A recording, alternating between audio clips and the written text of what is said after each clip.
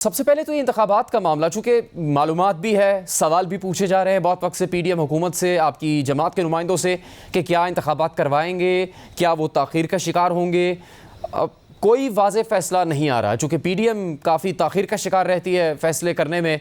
इसकी भी वजह यही है। अब क्या हिकमत अमली बन चुकी है कि किस तरह से इंतखाबात में ताख़ीर करनी है, या फिर ये मुमकिन बनाना है कि एक साथ ही पूरे मुल्क में इंतखाबात होंगे इस साल किसी महीने?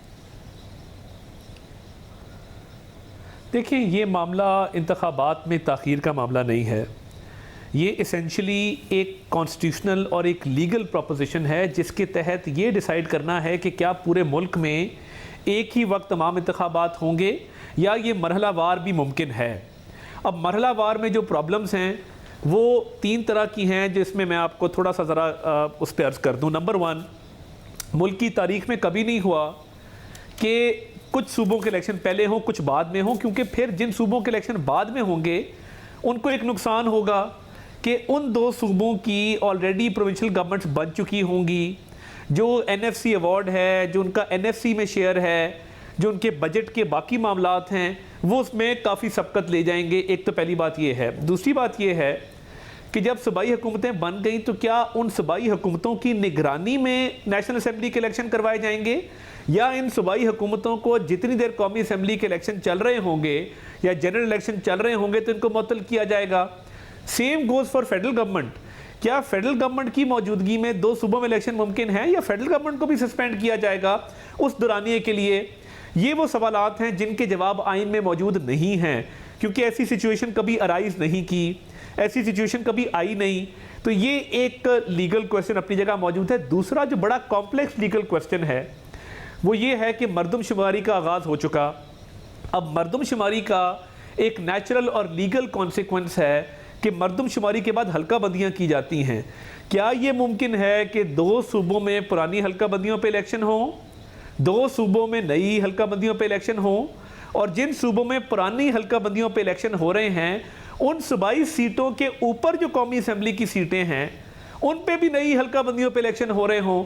ये एक बहुत बड़ा कानूनी सवाल है जिसका जवाब किसी के पास नहीं है। ये मुमकिन नहीं है कि एक ही कॉन्स्टिट्यूएंसी में नेशनल पे नई हल्का बंदी हो रही है और नीचे प्रोविंशियल में पुरानी पे जो है वो इलेक्शन चल रहे हैं। इसके बाद लॉ एंड ऑर्डर है, फाइनेंशियल इश्यूज़ हैं। क्या सिर्फ इसलिए कि इमरान खान साहब ने एक अना और ज़िद की वजह से 2 सूबाई हुकूमतों का ख़ात्मा किया, तो क्या इसलिए पूरे फाइनेंस को दाव पे लगा दें, अरबों रुपया खर्च दें? और इस वक्त जब कौम को ये बचत की ज़रूरत है, बार बार रिज़ाइन करके बाई इलेक्शन में जाया जा रहा है, बार बार जिन बाई इलेक्शन में जा रहे हैं उस पर कौम का वक्त और पैसा ज़ाया हो रहा है। जब असम्बली में बैठना नहीं है तो बाई इलेक्शन क्यों कंडक्ट कर रहे हैं? फिर आइन में एक शिक है जो ये कहती है कि कोई भी ऐसा काम जो आइन के तहत एक मुकर्ररा वक्त के अंदर होना है वो ना हो तो वो गैर आइनी नहीं होगा।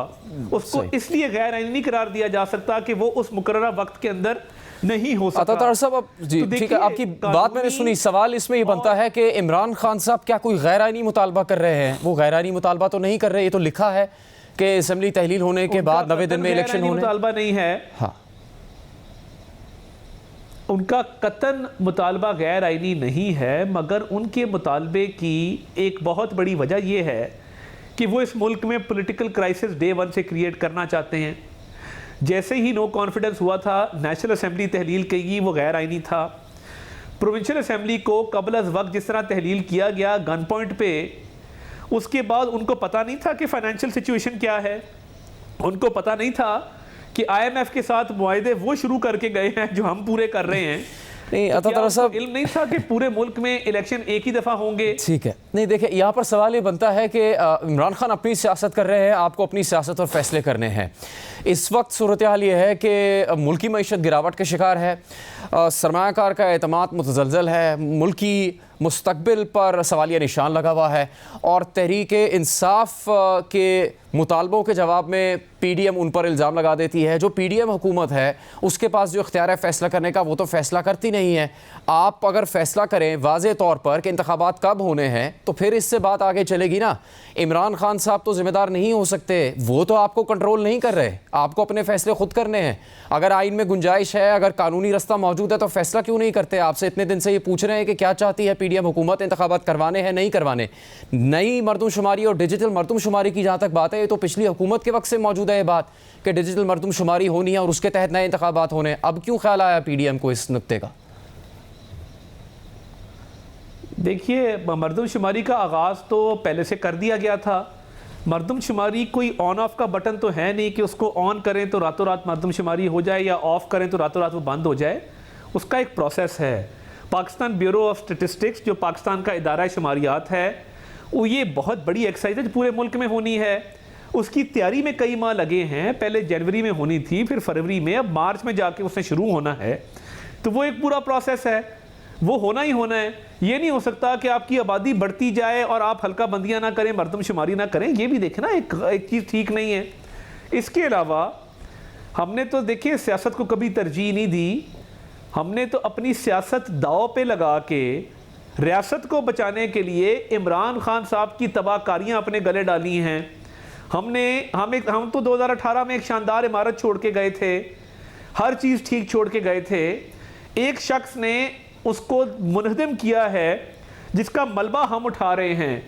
हम उसका मलबा भी उठाएं, उसकी तबाहकारियों का बोझ भी बर्दाश्त करें, फिर उसकी अना की खातिर दो सूबों के इलेक्शंस में जब आप फैसले नहीं कर पाएंगे तो फिर आपका ये दावा खोखला साबित होगा कि आप अपनी सियासत को कुर्बान करके रियासत बचा रहे हैं। ये साबित नहीं हो पाएगा। आखिरी रास्ता क्या होगा? पीडीएम हुकूमत अदालत जाएगी इंतखाबात के मुतालिक फैसला करने के लिए? नहीं, आपकी क्या तजवीज़ है?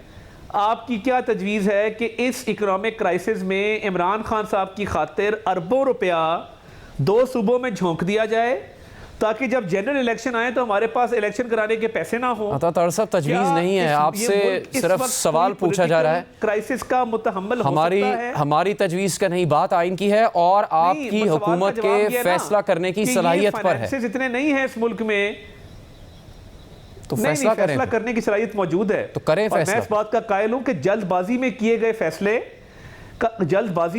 फैसले बैकफायर करते हैं। जल्दबाजी में जब आप फैसले करते हैं तो हर फैसले पे यू टर्न लेके आप कहते हैं कि यू टर्न लेने वाला अजीम लीडर होता है। ये तो अपने मुंह से उन्होंने फरमाया। तो कोई ऐसा फैसला जो उन्होंने 4 साल में किया हो जिस पे यू टर्न ना लिया हो, तो हम तो देखें जो फैसला करेंगे वो अपने टाइम से करेंगे, जांच परख के करेंगे, सोच समझ के करेंगे, स्टेक होल्डर्स को ऑन बोर्ड करके करेंगे, अपनी इत्तेहादी जमातों को ऑन बोर्ड करके करेंगे।